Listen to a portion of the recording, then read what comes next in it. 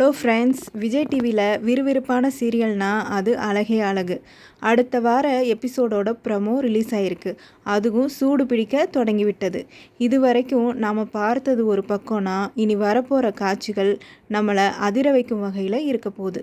ஒரு தங்கையோட மரணம், ஒரு அண்ணனின் ஆக்ரோஷம், இதற்கு நடுவில் நம்ம பாக்யராஜோட நிலைமை என்ன? வாங்க முழு வீடியோவும் பார்க்கலாம்.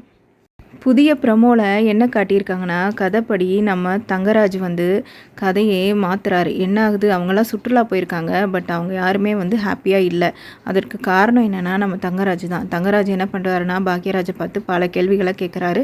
அதுவும் அடிக்கவும் செய்கிறாரு. என்ன சொல்கிறாரு அப்படின்னா, உன்னோட தங்கச்சியை நான் அடித்தேன்னு சொன்னேன், ஆனால் நீ என் தங்கச்சியை கொன்னுட்டியடா பாவி அப்படின்னு சொல்லிட்டு ரொம்ப ஆக்ரோஷமாக ஆகிறாரு. இதற்காக என்ன பண்ணுறாருன்னா நம்ம சுரேஷ், இதெல்லாம் ஒரு பிரச்சனையா அண்ணா, அதுதான் முடிஞ்சு போச்சு அப்படின்னு சொல்லி அவங்க மாமா கிட்ட சண்டை போடுறாரு. ஸோ அண்ணாவை இந்த மாதிரிலாம் பேசாதீங்கன்னு சொல்கிறாரு.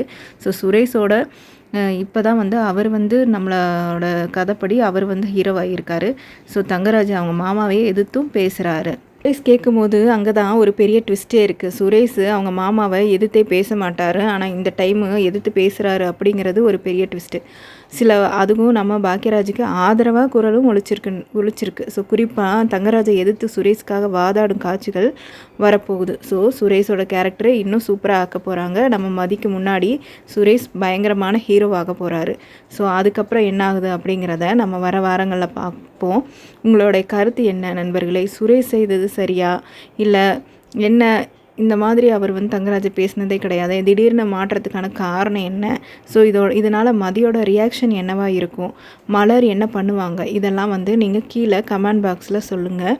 ஸோ நாம் நெக்ஸ்ட் வீடியோவில் பார்க்கலாம். இந்த வீடியோ பிடிச்சிருந்தா லைக் பண்ணுங்கள், நம்ம சேனலையும் சப்ஸ்கிரைப் பண்ணுங்கள். அடுத்த அப்டேட்டில் நான் உங்களை சந்திக்கிறேன். தேங்க்யூ ஃபார் வாட்சிங்.